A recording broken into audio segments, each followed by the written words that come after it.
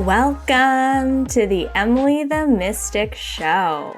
You're about to walk through a portal that leads to all things mystical, magical, spiritual, and supernatural. I'm your host, Emily. I'm a spiritual mentor, an Akashic Records practitioner and teacher, an intuition development coach, and a galactic channeler. If you're an old soul on a self-discovery and healing journey, you are in the right place. We'll be diving in deep to some of my favorite mystical topics, including manifestation, past lives, the spirit world, energy, and so much more. Get ready to embrace your inner mystic and live your most authentic life possible. The portal is now open. Hello, everyone. We're so excited today to have Cassandra on the show, and the portal is open today to a really cool conversation about a modality that I learned about recently, Galactic Astrology, and how my dear friend and past student, Cassandra, is now making waves in her business by helping others learn about their cosmic and galactic connections. So Cassandra is a certified human design reader, gene keys guide, and certified galactic astrologer, assisting others in their deconditioning process from societal programming. She's also the host of the podcast, Things I Talk About. Her heartfelt aspiration is to inspire and uplift individuals by sharing her story, empowering others to embrace their authentic expression and discover their multi-dimensional nature. Ooh, I love that so much. Welcome to the show, Cassandra. Oh, thank you. I'm so excited to be here. I know, me too. This has been a long time coming. I love you so much. I love your work. Cassandra was one of my first students in my Intuition Activation Academy course, formerly called the Cosmic Kickstarter. And I just feel so grateful that we've been able to stay in touch and to be able to see her gifts grow and shift and transform into the incredible business owner that she is today. So yay. Thank you. So I would love to get us started. Cassandra, can you share with the audience a little bit about you by talking about your astrology, sun, moon, and rising, if you know it? Oh, yeah, of course. So, yeah, and yes, just to reiterate, I am so excited to be here talking with you. I mean, I think you may imagine, maybe not, but I did not imagine myself like being here where I am now. Like, I don't think neither of us did. So, yeah, because I mean, I was a part of your program literally like a month into my spiritual awakening journey. So yeah, it feels so exciting to me that our paths have connected like this, and so much gratitude. So, okay. My sun, moon, and rising. So I am an Aries sun, a Capricorn moon, and a Libra rising.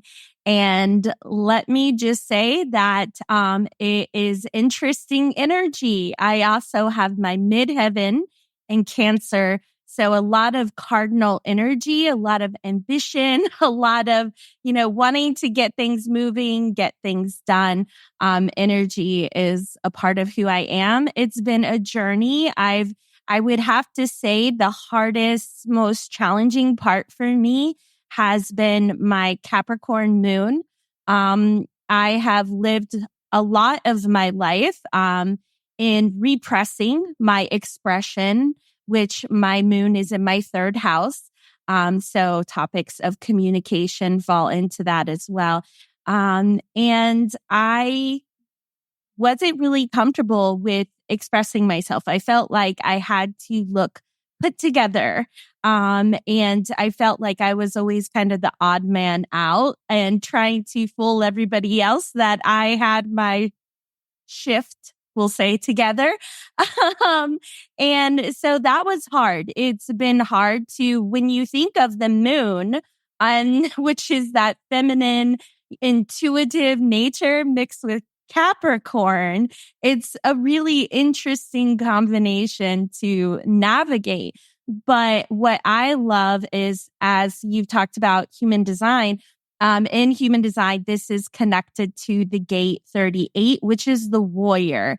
And so it offers this resilience in my life of what I'm able to kind of navigate emotionally and get through.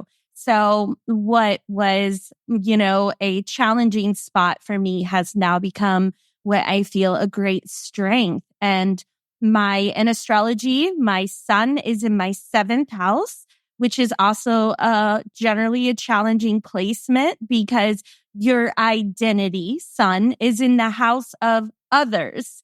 So, codependency, people pleasing, losing myself.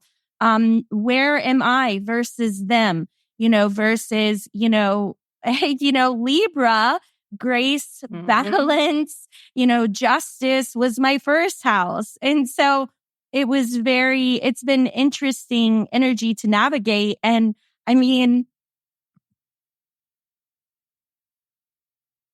even with right now, where the South Node and the North Node are, on that axis of Libra, and Aries energy, calling back that personal power. That's been the journey of my life for sure. Yes, absolutely. And of course, it would be no coincidence that we are filming this on the day after the Libra lunar eclipse. Yes. So I tend to have a lot of people in my audience and a lot of clients with major Libra placements. So I would love to know, how are you navigating this eclipse season so far? That's a great question. I feel like, well, first off, considering I feel like this information is helpful because considering I had this awakening experience on a solar eclipse, I mean, it's like once you taste that magic, it's like you're like, everyone, it's like, okay, what's going to happen? And there's been some that's kind of been flat out, knockout, drag out. There's been others that have been empowering. And I think when it comes to eclipses, I tend to have the perspective that no matter what is happening, it's beautiful because it is putting us on the path of our destiny. And I mean, whatever that looks like, I think that's magical and incredible. I would say that this particular eclipse, it did feel a little mild compared to some of the other things I've gone through. There were ways in which my guides have encouraged me brought to my attention. I still tend to think too small of myself and what my heart feels like it's pulling me towards. We talked about all that ambition. So, Libra 1st house, it's different than, that Aries, which would normally rule the 1st house. And so I've looked a lot at kind of like expanding, I'm saying I'm tongue-tied because I'm wanting to say illumination, because that's kind of how I see the full moon. It's like, new moon, we're starting the process, we go forward, we're putting our intentions, we're doing the things, we're putting in the work. Full moon comes and illuminates what needs our attention. How is the process going? Do we need to let things go? Do we need to celebrate where we've come from? Do we need to make, adjustments moving forward until we ultimately complete and start again with the new moon? So I feel like for me, it was some minor tweaks of how I can adjust my energy.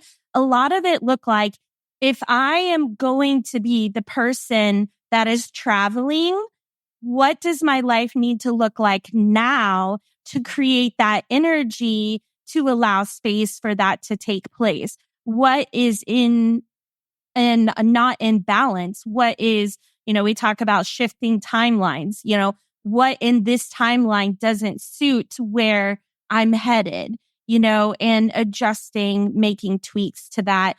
Some of it was hard because, some of it I've had, to make some personal life adjustments and let things move on that I wasn't thrilled about, but I know that all of it's for always working out for my greater good.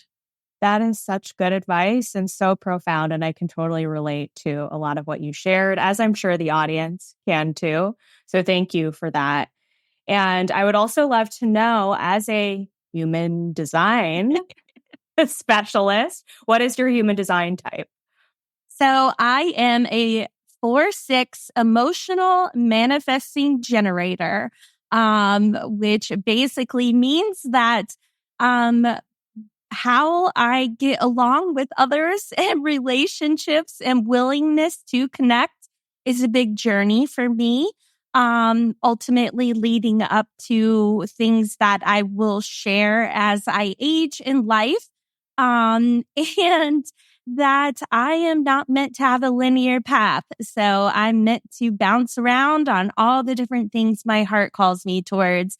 And I'm also, because I have emotional authority, I'm meant to give myself time and space, and really feel into things before jumping into decisions. Yes. And as a manifesting generator myself, I can totally, yes, I am the same. And I think that's going to be a fun part of our conversation today is two manifesting generators talking about all of the different types of spiritual modalities that we both work with and how you, the audience, can tap into them yourself.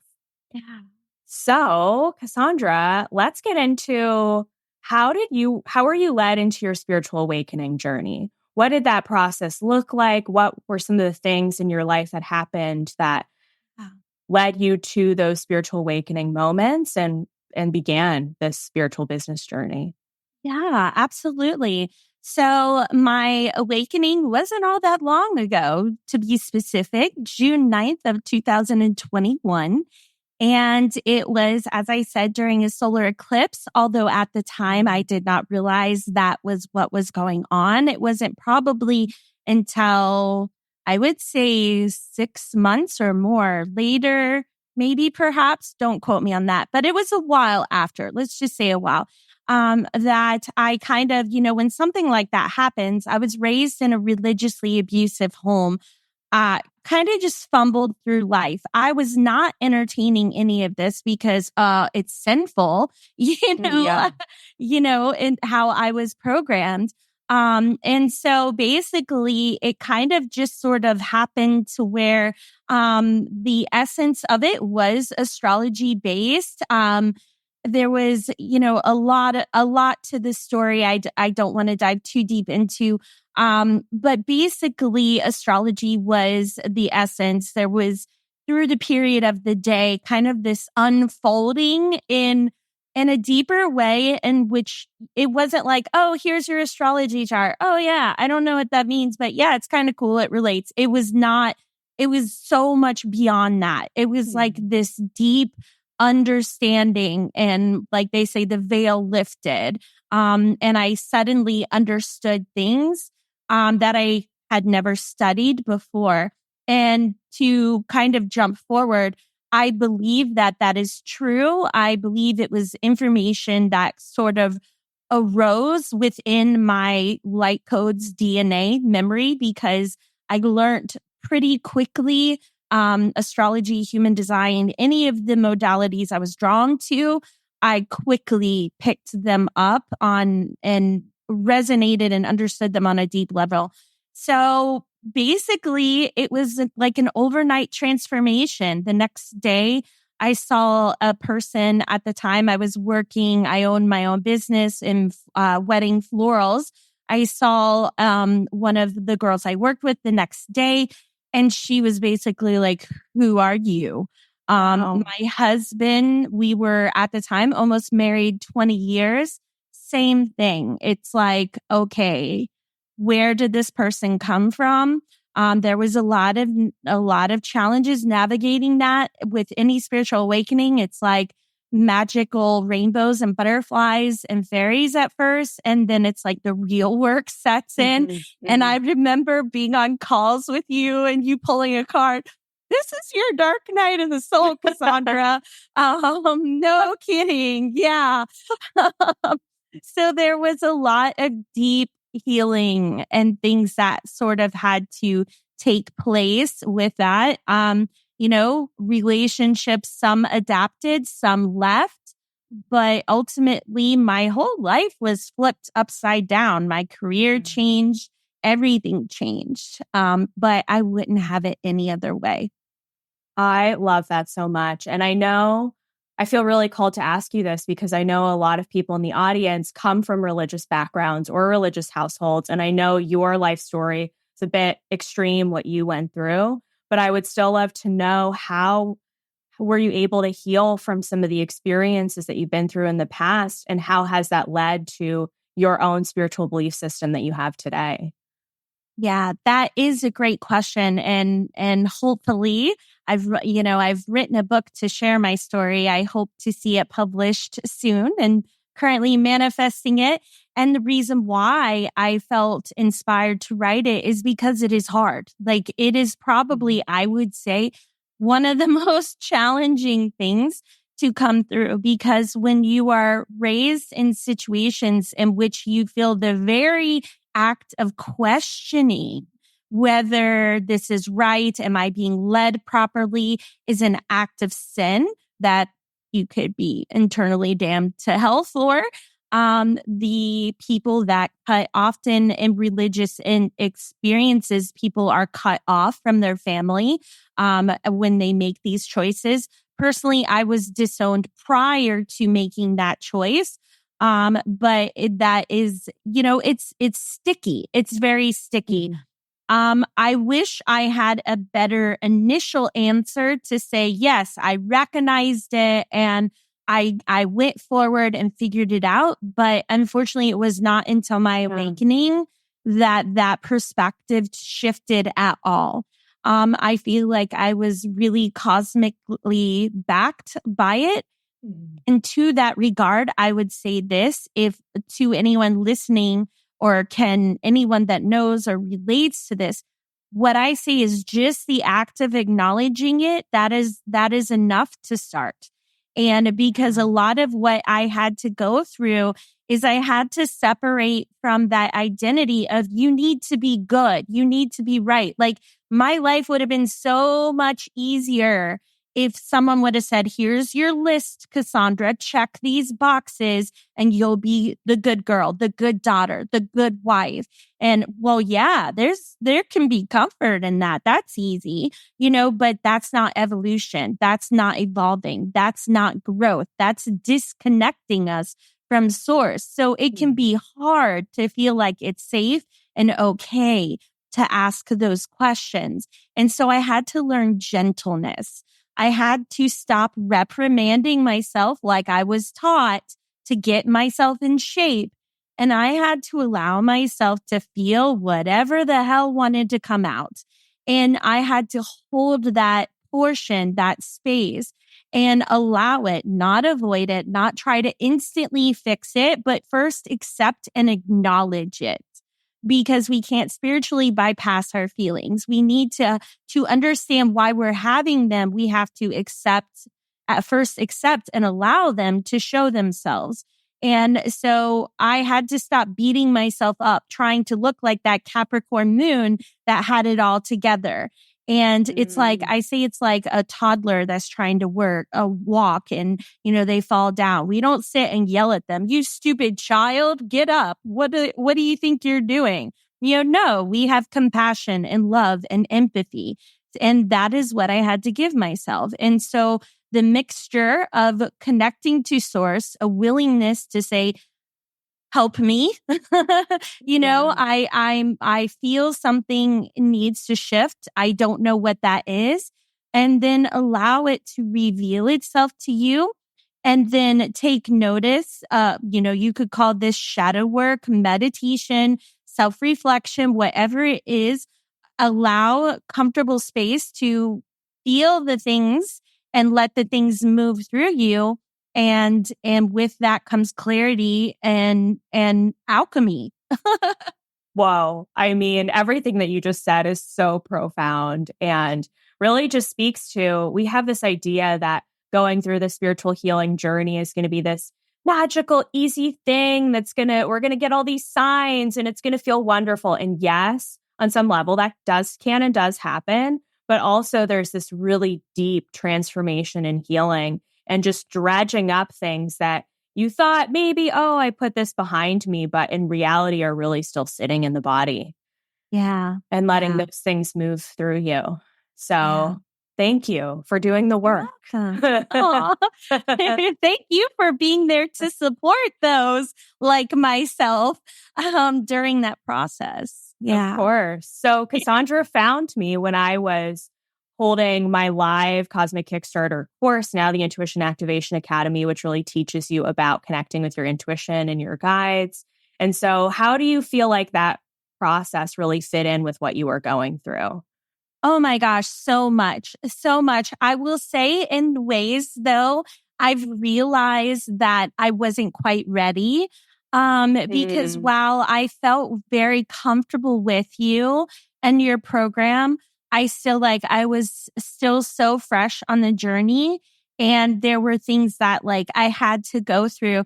And it's so funny because going through the Galactic Astrology that I've done, they revisited a lot of what I initially learned through you, but it was like it just needed time to really kind of come into alignment with me and my energy and the time and space it was comfortable.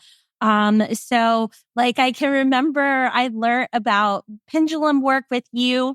And it's so funny because in Galactic Astrology, we learn a lot about dowsing and proper use of the pendulum.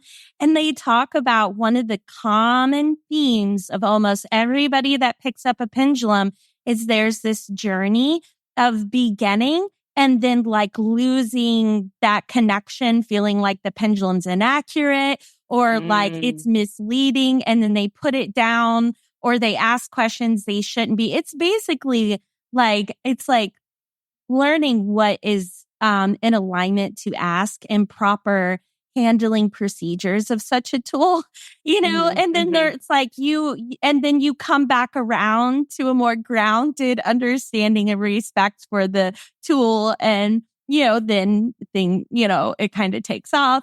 I totally experienced that journey. It's like, getting the pendulum, like, will I make $1,000? Yeah. You know what I mean? It's totally. Like, is my brother wrong? I mean, I feel like so many of us do it, right? Let's be honest. And we're like, the pendulum's not moving. Meanwhile, we're like asking these leading questions. Yeah, totally. Yeah. So I feel like I went through the journey with that. Also with the Akashic records, I had to come to a place where I felt comfortable. At the time I was doing my work with you, human design was safe. It felt like it was system oriented. I felt like it was a comfortable place for me to be intuitive while having that backbone support of that ancient wisdom that I felt like I really knew. And so it felt comfortable. And don't get me wrong, I love human design. And I'm not saying that to discredit one modality or another, because I believe all of the things we're drawn to are relevant and important. And there is energy, that souls that are like, this is what lights me up. This is what I'm going to do, and others are, it just depends and it's okay. Like all of it is okay. But at the time, I know I chose not to complete certification through doing the intuitive readings. I was like, no, I've got human design. I'm good. But, it's like anything we're meant to follow, it will continue to be put in front of us, which ultimately is what happened. And so now here I am with what I'm doing now. And it honestly feels like the missing piece to everything. Galactic astrology has felt like that to everything kind of I've learned along the way and gone through. Yeah. So let's talk about that. Just what is Galactic Astrology? Yeah. So it's really interesting and unique and almost difficult to describe. It's so rich. But basically what you're doing is, as a certified galactic astrologer, we're trained in reading the Akashic records, learning about like the different brain waves, getting into theta, when we're connecting to the records and downloading or receiving, communicating, channeling, all of that is covered. We're also trained in dowsing as well. And we are very thoroughly trained in astrology. Let me tell you, some of the concepts that were covered were things I don't hear even astrologers go into. So not only is there like the astrology of it, but then we take it a step further.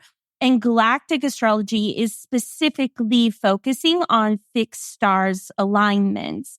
And through these alignments, we can uncover rich information of your soul's journey. So using all of these tools, each practitioner does it a little different or unique. For me personally, I like tuning into the records first and receiving downloads of information of past lives, reading your soul records. And then I love, like, one of my favorite parts of this is going to the astrology chart and seeing the alignments and be like, oh my gosh, there it is.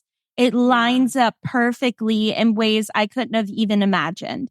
And so it's wonderful because it allows me to not only give those downloads from, the Akashic records, but also for those like myself that get kicks out of the system aspects of things, you can say, there it is, see where it is and how it lines up. And it feels incredible. And this is why I think it is so important.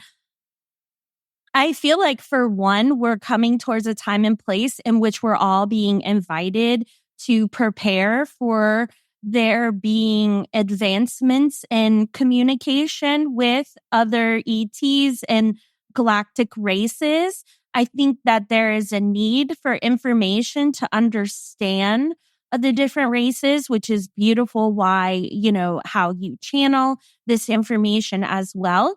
And I think that it is so relevant to healing and involving who we are in this life by understanding our galactic heritage, by understanding those journeys. Even if you simply take the Orions as an example, they were at war. There was a lot of this polarity, good against bad. A lot of that energy was brought to Earth, in which we are playing out collectively here on this planet right now. I think we often can think of like, our situation may be unique, or can you believe we're here? Or, well, they never did that back in my day, all these things. But more and more I go through and read these incredibly detailed past lives, you can see themes, just continuing. I read for someone once in which there was a life that her child went missing and unfortunately passed. In this present life, her child went missing and unfortunately passed. Wow. Story after story after story of completely shocking, similarities of themes.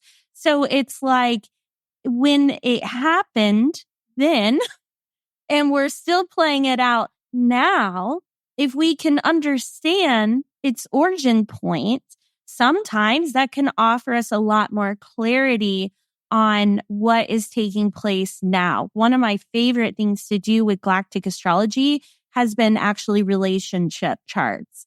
And because, like, for my own life, as an example, I've been married 21 years now, and understanding our past lives and connections has brought so much clarity into some of the things. I feel like we all have relationships where, have you had those experiences where it's like that person always perceives you in a way and you're kind of like, where are they getting it from? Or you say something and they are like, well, you said blah, blah, blah. And you're like, wait, how did we get there? Totally. That's what Yep. it is. Oh my God. I mean, I have so much to say based on what you just said, all of it.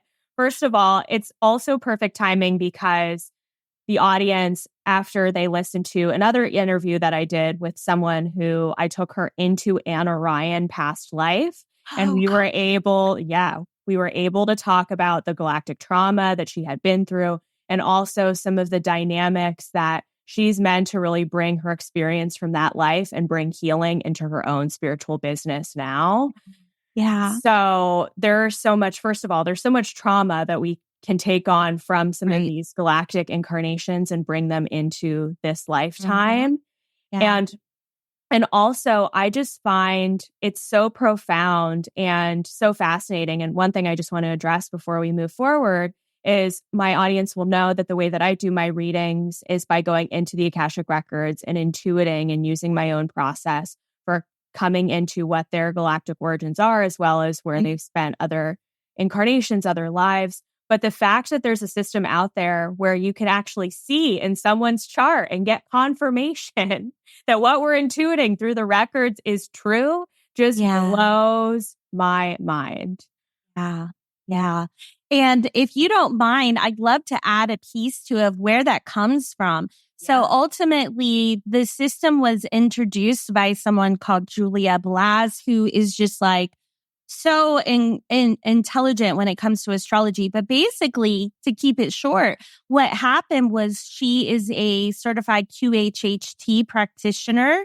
And over extensive years of reading records with her love of astrology, she started to connect dots. She started to notice that when they describe this race, this planet, this species, it lined up perfectly in theme to where a certain particular planet, was going on. And she spent extensive time in developing this system before she ultimately shared it. And it is just, incredibly, like I said, it's been, I'm short of words. I tend to be the logical person, but like I said, there's nothing like, getting the information and then going and seeing it completely line up. Yeah. So when you do a reading for a client, what are some of the things that jump out at you, or what are some of the things that you talk to your clients about in your readings? Yeah. So I have different sort of offerings that I do, but in general, the Galactic Astrology reading I offer, when I connect to the records, for the soul reading, Akashic part of it, I kind of just receive information at first when I connect. A lot of times that'll be significant guidance. Colors is used a lot. Guides will come forward. Information will come forward. And I'll just kind of like allow whatever is to come. And then when that energy sort of settles, I do have a process I feel I love to do, go through. And that is usually connecting to your significant guides first and your colors, so I'll go back and affirm the different color rays that are working with you, and the guides that are working with you. I will cover your soul origins, which is, I'm finding like energy tends to attract like energy. That said, I know Emily and myself are both blueprinters, which are group consciousness that sort of came at the early fragmentations of source before we fragmented down to the expression of I. So these first larger fragmentations, it's not like I can look at your chart and say like, right there, that's your origin. Versus like a Palladian, I can do that. I can say, oh, yep, there's where you came from. There's your Palladian, origins where your soul came from.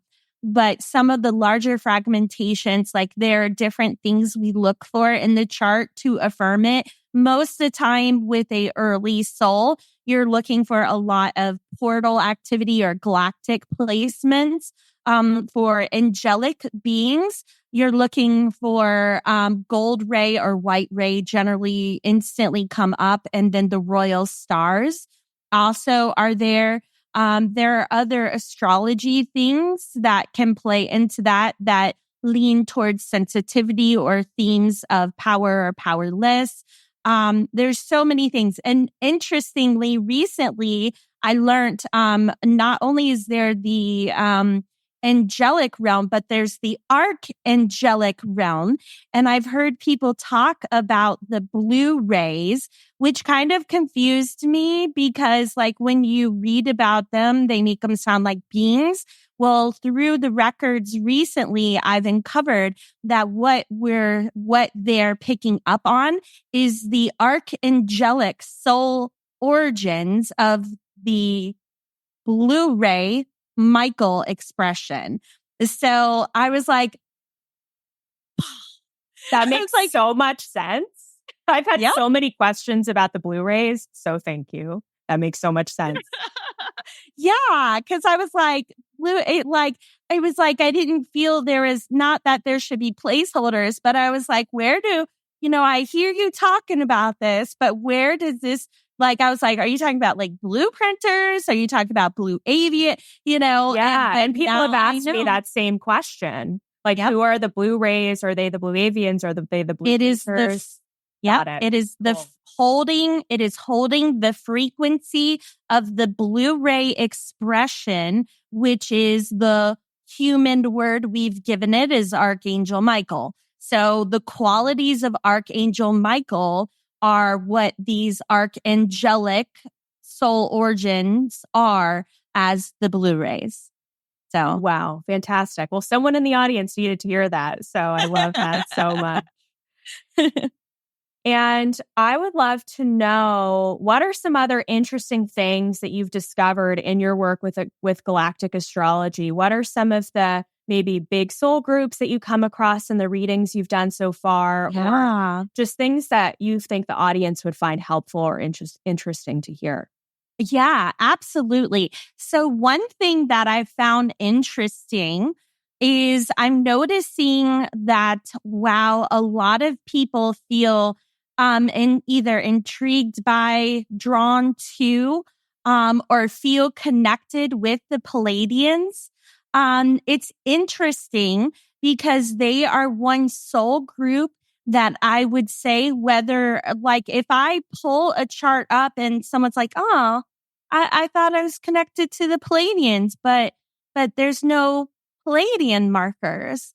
It doesn't matter. They are absolutely a group that are very involved right now in the conscious evolution on this planet. Through our galactic history, they are like our cousins. Our genetic is very interwoven with theirs. And they show up often. And what I will tell clients is that look for anywhere, if you are channeling or channel easily or feeling like you're connecting to these beings, these are usually charts where you see a lot of galactic placements in their chart. Because when you have like placements to the galactic center or the super galactic center, you could describe this as like, not only is this portal energy, but it's like picking up a phone line, direct communication to whoever wants to pick up the phone, of that higher vibrational, obviously, the intention you put out. So Palladians are definitely very active right now in communicating. So, if a Palladian is sending someone my way to get a reading, whether they have it or not, there's a reason and purpose. The other thing I think is so neat about it is that I have read one chart of someone that they didn't have a whole lot of placements through Galactic Astrology, but I knew they were very advanced soul. They spent most of their life as a planet and as like different physical structures. And what was so interesting is when I read this, they were like, oh my gosh, I literally have a dream in which I feel myself as a planet. And so whether, God, that's so cool. So it's like whether it's galactic races or even just our consciousness's journey through time and space, it's all, it's all relevant. I know that Acturians tend to be interested a lot in emotional balance, is an area that they generally show up on.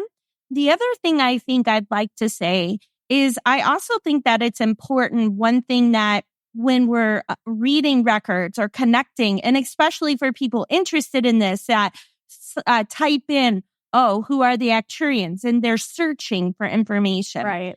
Remember, this information is quantum. Okay. So just like if you were to ask somebody if, who I was, 20 years ago, would you go to Cassandra for advice about relationships? No. You know what I mean? Yeah. But those, what we evolve and learn through reflects the information. So when I read records, it's also, I think, important to understand that, our early lives, like for example, in Lyra, that energy is going to look very different from what you would look up online or find out what the Lyran expression is. It may be different because we're evolving and we're growing. It's the hero's journey. That which was a challenge is what we share. The Vegans are a perfect example of that because they are very, very, very ancient star groups that came from a split off of Lyra. Mm-hmm. Lyra was like that, creative spark expression, go out, experience things, explore the world.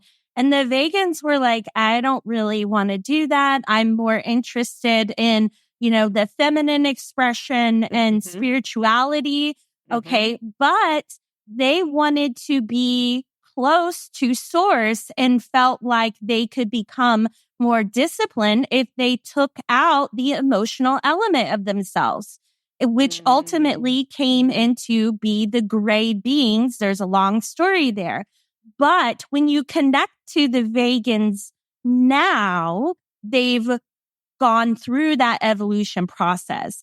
So their expression earlier is different than what, people may channel or express now. If you picture having issues with, discipline and, compassion and love and all of these things and value of the human experience, the Vegans then were not necessarily what you may channel now. So there is that variance of the energy. It's like if we were to try to pick one person to be the spokesperson for Earthlings over the period of all the time we've been on this planet, it can be challenging. So while a lot of the characteristics are the same, there can be various in expressions of them based off of their journey. When they come to me, if I'm reading a vegan storyline, it may be an earlier expression of some of those challenges.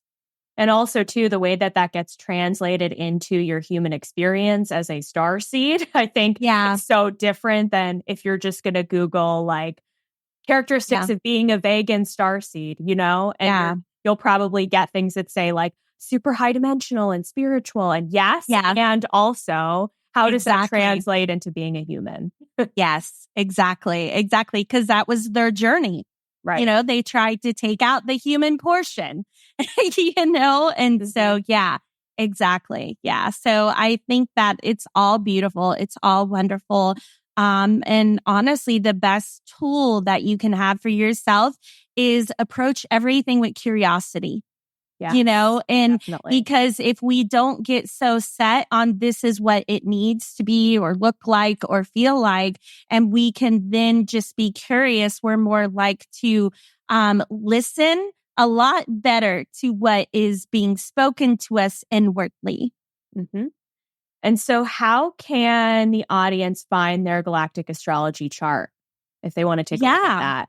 Absolutely. Absolutely. So if you just want to pull the chart, you can go to galacticastrochart.com. And I can send you the link, Emily, so you can share it in the description. When you pull it up, it is not going to look like your typical natal chart. There'll be information at the top to put in. And then basically what you're going to get is like a chart with a bunch of rows that will have different galactic placements and all sorts of beautiful colors. So you can pull that. And there is through that same site some information. If you want to learn a little bit more about your chart, you can do that. Or if you're interested in finding out more personally, what your chart means, and the lives you've had, you can always consider going to my site, and booking a reading there with me. And something else cool I'm pretty excited about is I am channeling visuals and conversation with some of these galactic races that I am doing pages on my website for, where I have information. So I've already had a few of those posted, which you can find on my site. I've done Lyra, Regulus, Indar, Eridanus, Blueprinters, and the Angelic Realm. I think those are the ones I've got so far. So cool. I am so excited to check that out. So I would also love to know, what do you have going on in your business right now? How can people work with you in addition to the Galactic Astrology readings? And where can people find you? Awesome. Yeah. So what's going on now? Right now, I'm kind of excited. It's a very pivotal point for me. As of the end of May, I will find out if I was accepted for publication through Hay House or their subsidiary company, Balabu Press. So I'm excited one way or another. I know whatever path will be is the best path. And so one way or another, I feel I will be seeing my book published, either by the end of this year, beginning of the next year.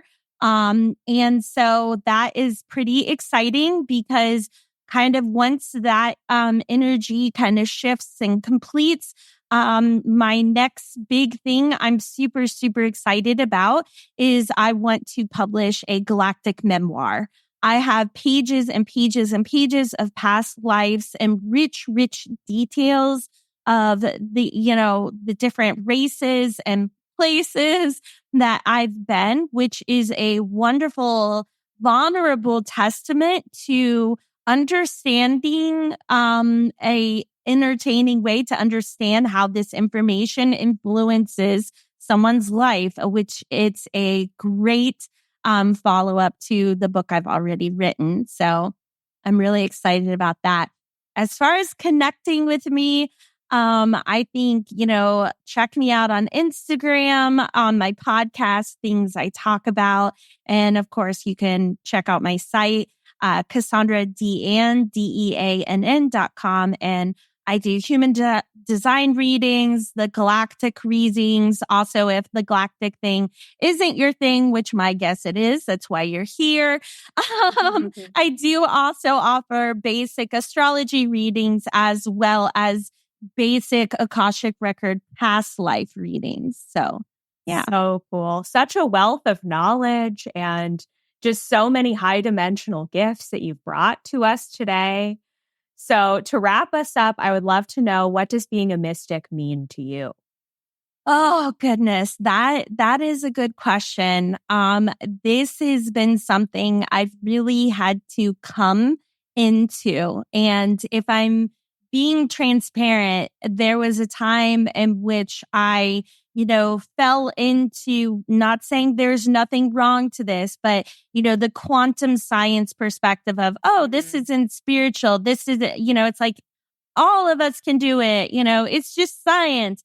And, I realized that I've always kind of went back and forth on how my inner child wanted to express itself.